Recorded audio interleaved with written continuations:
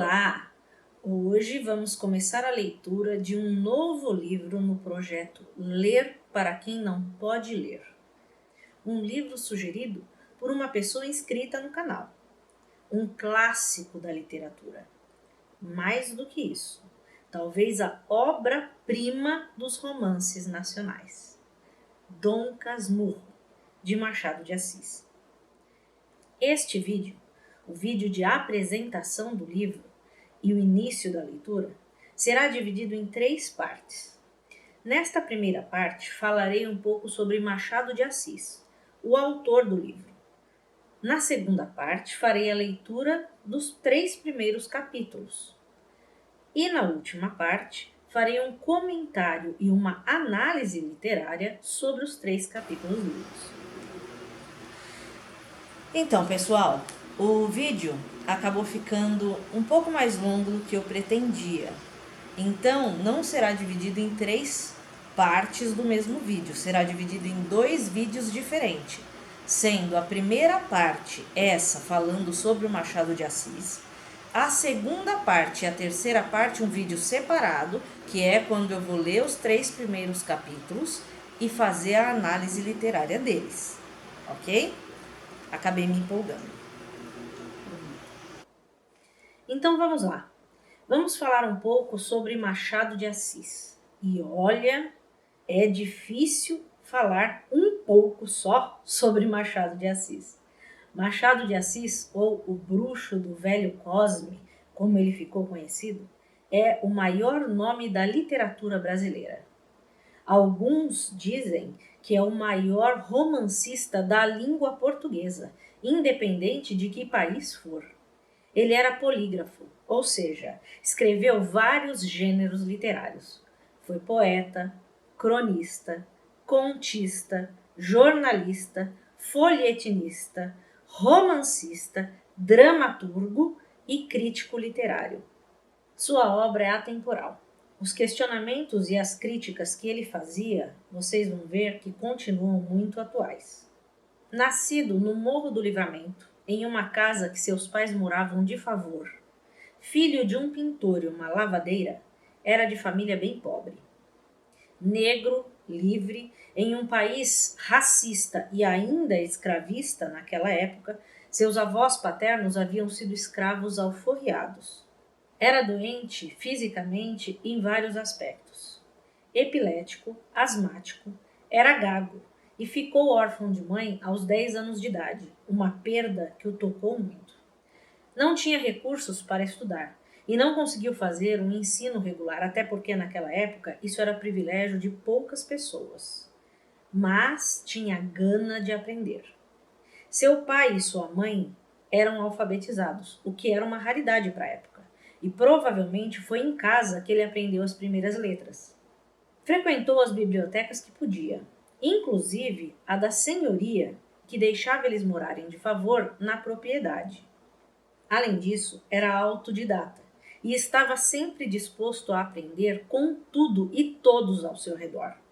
Conta-se que ajudava nas missas do padre Silveira Sarmento para que depois das missas pudesse ter aula de latim com ele, e que ajudava numa padaria de um imigrante para poder aprender francês. Desde cedo começou a se corresponder com autores brasileiros e portugueses de sua época, formando um círculo de contatos dentro do meio literário.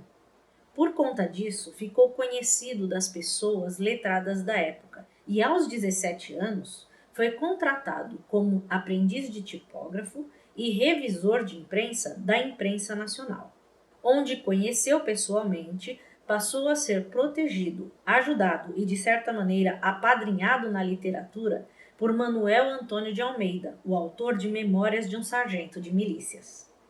Enfim, ele tinha o sonho de ser escritor e perseguiu isso desde novo, e conseguiu. E mais do que isso, conseguiu ser reconhecido em vida como um dos maiores escritores de seu tempo. Fundou a Academia Brasileira de Letras, da qual foi presidente por mais de 10 anos. Na realidade, ficou no cargo de forma vitalícia, tanto que a Academia Brasileira de Letras passou a ser conhecida como Casa de Machado de Assis. Por conta disso, óbvio que sua obra é muito vasta, mas onde ele realmente se destacou foi como contista e romancista. Aqui eu vou falar um pouco mais dele como romancista apenas, já que é um romance que nós vamos ler. É conhecido como o maior nome do realismo brasileiro, mas a gente tem que tomar cuidado, porque como ele é um gênio, e os gênios normalmente são inclassificáveis, ele não se enquadra nos quadradinhos do que é o realismo. Na realidade, os romances de Machado são classificados em duas escolas literárias por conta das duas fases que ele teve. A primeira fase, chamada de imatura, reúne os romances Ressurreição, A Mão e a Luva, Helena e Yaya Garcia, e são classificados dentro do romantismo, por possuírem ainda características românticas. Acontece que mesmo nesses romances, ele não é aquele romantismo clássico, aguado, meloso, muito pelo contrário. Ele já tinha dentro desses romances algumas características, alguns germes daquilo que viria a ser o Machado da segunda fase. A segunda fase, ou fase madura, começa depois de uma internação que ele teve para tentar tratar as crises de epilepsia.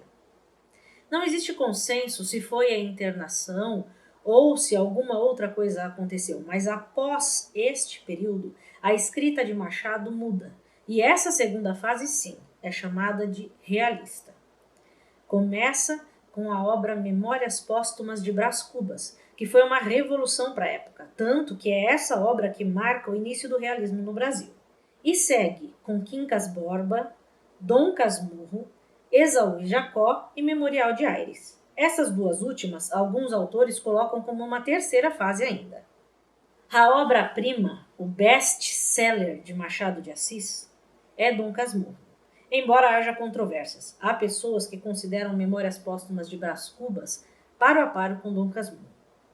Se você está aqui porque vai prestar vestibular, Enem, concursos, ou simplesmente para degustar a genialidade de Machado de Assis, é interessante atentar para algumas características próprias do gênio machadiano. Então vou colocar aqui as principais características de Machado de Assis nesta fase realista, que você poderá observar facilmente em Dom Casmurro. A primeira característica é a digressão. É quando Machado está narrando um evento e de repente começa a fazer uma análise filosófica do acontecimento ou da reação do personagem ou do íntimo do personagem, de algo que ele se lembrou a respeito disso e depois volta para a narrativa. Então, a narrativa tem essa característica de vai e vem, umas viagens filosóficas no meio. A segunda característica é a interlocução. Ele conversa com o leitor o tempo inteiro. Vocês vão ver que isso é uma forma de ganhar cumplicidade, a proximidade do leitor. Então, caro leitor, leitor amigo, então isso vai aparecer no meio do texto. A terceira característica é a intertextualidade.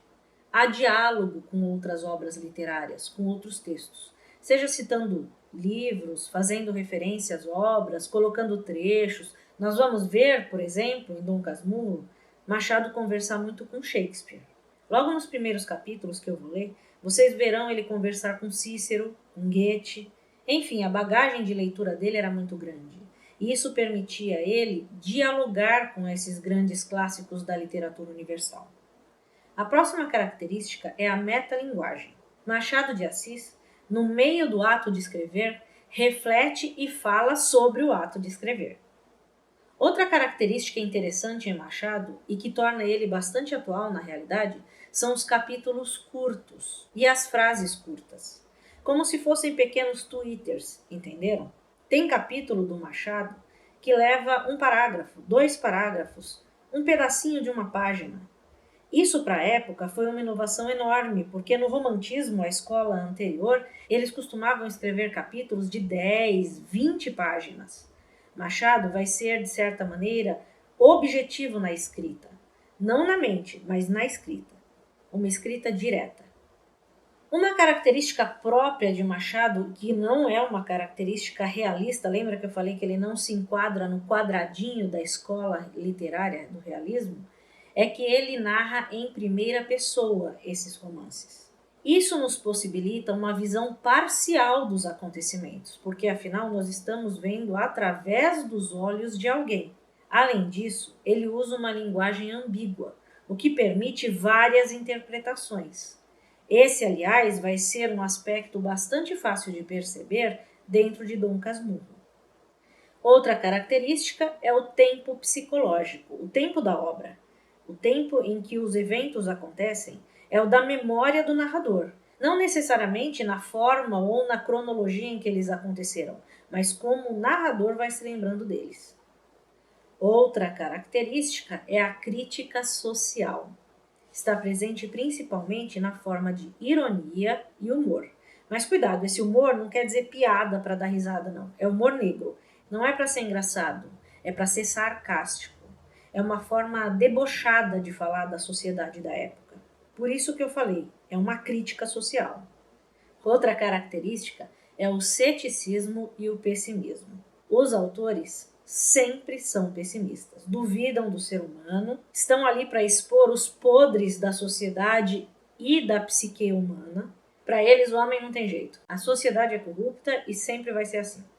Por fim, a principal característica de Machado de Assis, e talvez a mais rica de todas, é a análise psicológica dos personagens. Ao contrário dos românticos, que preferiam fazer a ação predominar sobre a introspecção, em Machado de Assis, os conflitos interiores dos personagens predominam sobre as ações. Ele mostra uma dualidade entre o ser e o parecer, entre o que o personagem aparenta para a sociedade e o que ele realmente é em essência, que o autor do livro denuncia de uma maneira direta ou indireta por meio do próprio personagem narrador. E nesse processo, ele expõe características da natureza humana. Ele denuncia sentimentos e as reações a esses sentimentos, externas e internas. E como isso são características intrínsecas da humanidade inteira, isso torna a obra de Machado atemporal. Ciúme, inveja, dúvida são temas que aparecem em todas as épocas da humanidade, porque fazem parte do ser humano. Enfim, espero que essa breve introdução possa ajudar a gente a pelo menos chegar perto de entender uma parte da genialidade de Machado de Assis ao escrever Dom Casmurro. Uma última colocação antes de dar início à leitura. Como as obras de Machado de Assis são domínio público, eu vou deixar aqui na descrição para vocês um link onde vocês podem encontrar toda a obra dele para baixar gratuitamente em PDF. Vamos à leitura então? Então, nós paramos aqui o primeiro vídeo, que é justamente esse que falou sobre o Machado de Assis.